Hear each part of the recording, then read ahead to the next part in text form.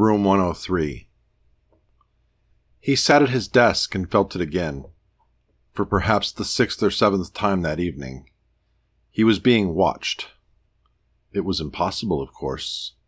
The students had long been dismissed, and the custodians had already come through the room hours before to empty the trash cans and vacuum. Still, the sensation of someone in the room with him was strong enough to make him glance around behind him in the classroom. The desks stood in their groups, chairs pushed in. Here and there materials had been left out. A quick look at the windows high on the wall showed the inky blackness of night outside. He was here far later than he had planned to be. The neighborhood wasn't the greatest, but if his 4th graders could handle it, then he could as well. A noise caught his attention and he strained, listening, trying to identify it. He and his colleagues had joked over the years about the strange noises they sometimes heard in the walls when the room next door was known to be empty, or the scraping sounds from the ceilings. They swore they had rats in the building, but none of the many maintenance requests had ever turned up anything. Still, there had been destroyed pigeons littering the hallway and the grass surrounding the building, not to mention the grisly incident with the cats and the chain-link fence just behind the back door of the central corridor. The noise made him forget about the feeling of being watched, and he thought that the sound was coming from the room that adjoined his, the computer lab that was empty almost all the time. Quietly, he stepped across his own room, listening for the sound, trying to pinpoint exactly where it was coming from.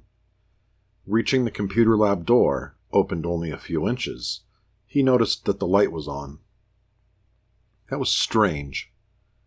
The lights in all the classrooms were on a timer and motion detector system.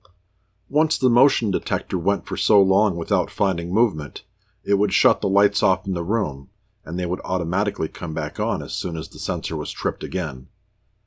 Stretching his hand out for the door handle, he jumped slightly when the lab plunged into darkness again, save only the light from the safety bulb that always stayed on.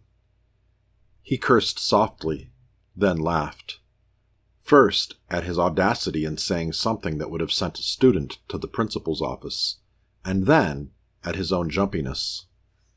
The sensors were sensitive enough that even a piece of paper flapping in the current from the air vents would trip them. His own room would set off the alarm in the buildings on the weekends if he didn't police any stray papers from the edges of desks. The explanation for the lights was simply a matter of timing and the environment.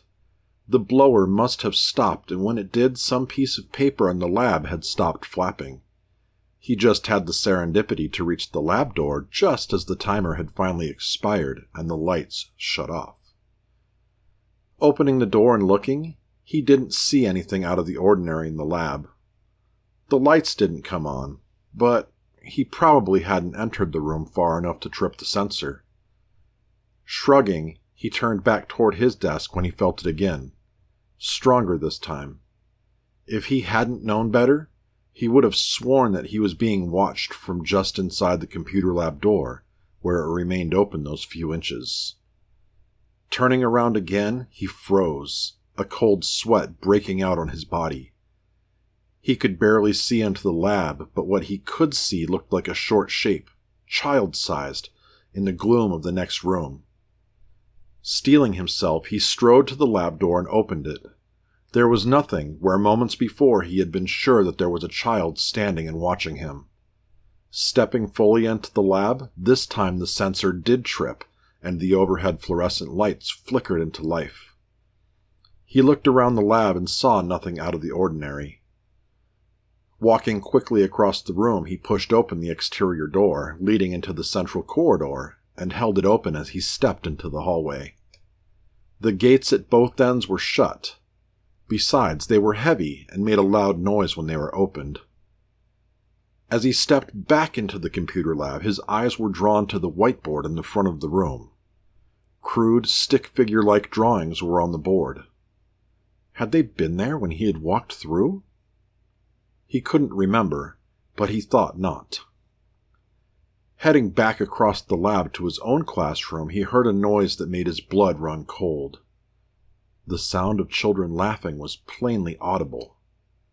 from in the hallway he had just looked in and verified was empty. There was a mocking, cold quality to it, tinged with even darker promise. He considered calling another teacher who lived close to the school, but he immediately gave up that idea when he realized that his phone was sitting on his desk and not in his pocket. That was it. He was going home for the night. Sure that it was kids playing around the building, but not knowing who or where they were, his nerve had finally given out. He was halfway across the lab when the pounding started, a wall-shaking commotion on the lab door he had just been standing next to. It sounded like dozens of small fists hitting the door, rattling it on the steel frame it was hung on. Then it began to move across the wall of the adjoining classroom, and he could make out, just above the din, that same cold, dark laughter. Ceiling tiles rattled and bowed downwards as if something heavy was crawling in the space overhead. He had turned, terrified at the start of the noise, and had watched, standing in mute horror as the ceiling began to move. Now he turned again and stumbled toward his own classroom, banging one leg painfully on the corner of a computer table. With 2 steps left to his own classroom door, the lights in both classrooms went out. The pounding ceased, as did the movement in the ceiling. Behind him, the safety light in the lab went out, plunging him into pitch black, except for the wedge of dim light coming from the safety light in his own classroom. He knew without a doubt that something was in the room with him. He was equally as certain that there was something in his classroom as well. There was a quiet, malicious laugh, very close to him in the dark, and the sound of something shifting overhead. Without waiting any longer, he plunged through the doorway into his own classroom. He felt something grasp at him, then a white-hot pain in his neck, followed by a sticky warmth. He pulled the door shut behind him, gasping in terror and pain.